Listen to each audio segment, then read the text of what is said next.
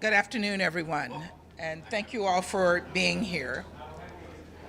I just spoke about this in the chamber, but I wanted to start here by acknowledging an unthinkable loss, and that's over 100 UN staff in Gaza. All of our hearts are heavy.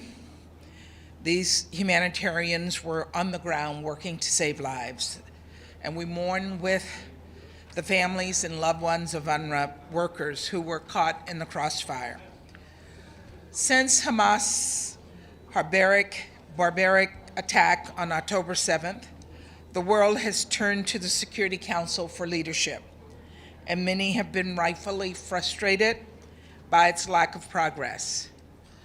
We got very close last month when the United States put forward a strong and balanced resolution that 10 members of the Council voted for and would have been adopted if not for vetoes by Russia and China. But today, we were able to adopt a resolution on this conflict. And as I said in the chamber, I'm horrified that a few members of this Council still cannot bring themselves to condemn the barbaric terrorist attacks that Hamas carried out against Israel on October 7th. There's no excuse for the Council's inability to condemn Hamas, none whatsoever. That said, the United States supports many of the provisions of this resolution, the calls for Hamas to release the hostages, for international humanitarian law to be respected, for humanitarian pauses that will enable the unhindered flow of urgently needed humanitarian aid, and for safe passage of civilians fleeing the fighting. We also know that while this resolution is critical, its passage alone will not save lives. Actions on the ground will. We've worked with Israel, its neighbors, the United Nations, and other partners to get aid into the hands of vulnerable Gazans. And we have secured initial steps for critical humanitarian pauses that should be coordinated with the UN to enable hostage release, help civilians reach safe areas, increase the flow of aid, and ensure it reaches those in need. But I know that so much more needs to be done. That includes providing fuel so that the UN can keep trucks flowing, and so that medical facilities starved of vital supplies by Hamas can continue to function. As I said in the Council, ultimately the United States abstained on this resolution because what wasn't in it? Any mention, let alone condemnation, of Hamas's slaughter of innocent civilians, any affirmation of Israel's right and indeed its responsibility to protect its people from acts of terror. So we will continue to push for the Council to correct these omissions. All the while, we've been clear at the highest levels as to our expectation that parties to the conflict will protect innocent civilians. For Israel, this is an added responsibility as Hamas has deeply embedded itself within the civilian population of Gaza. But Hamas's actions do not lessen Israel's responsibility to protect innocent people in Gaza. At the end of the day, this will all come down to one clear, urgent goal: to save innocent lives.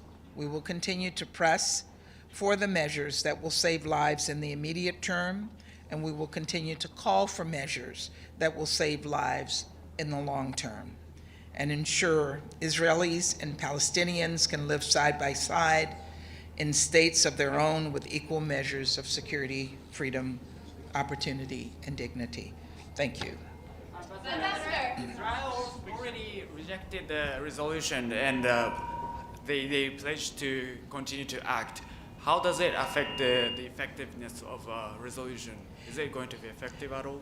The resolution was an important statement by the Council on the situation on the ground in Gaza that focused on the humanitarian situation, and we do look forward to it having an impact on the ground.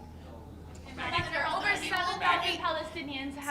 over 7,000 Palestinians have died since Brazil put forward its resolution last month. Does the United States regret not having abstained earlier? We made a decision on that resolution because that resolution did not provide for Israel's rights of self-defense. And we were very clear about that throughout as we worked with other members of the council on trying to get a resolution approved that we all could sign off on. And this was one such resolution. Ambassador, on the fuel issue, you mentioned in the council that aid is scaling up, but in fact it's grinding to a halt because there's no fuel for the aid trucks, and only a very small quantity, 23,000 liters, was allowed in by Israel. What is the United States doing to get what the UN says they need 160,000 liters? We're doing everything possible on the ground. We have people there in the field working with the Israelis, working with the Egyptians, and working with the UN to respond to those needs. And we will continue doing that until we're able to deliver what they require. Why are your efforts ineffective to get aid? Ambassador, the resolution that you vetoed also did not call for Israel's right to self-defense. It had the same omissions, it had the same call for a humanitarian pause. Why wait until 4,000 children were dead to This was a resolution that specifically addressed the humanitarian needs. The other resolutions did not. Those other resolutions were political resolutions. And as I said, this resolution is a huge step forward. Those other resolutions would not have addressed what was a clear omission, and that is giving at least minimum identification and recognition to Israel's right to defend itself against terrorists. And those terrorists continue to lob bombs into Israel. Those terrorists are the ones in the hospitals that are using babies as human shields and using civilians as human shields. Do you think 40 days is too long to get such a resolution through? Of course it is. 40 days is too long. This council should have responded.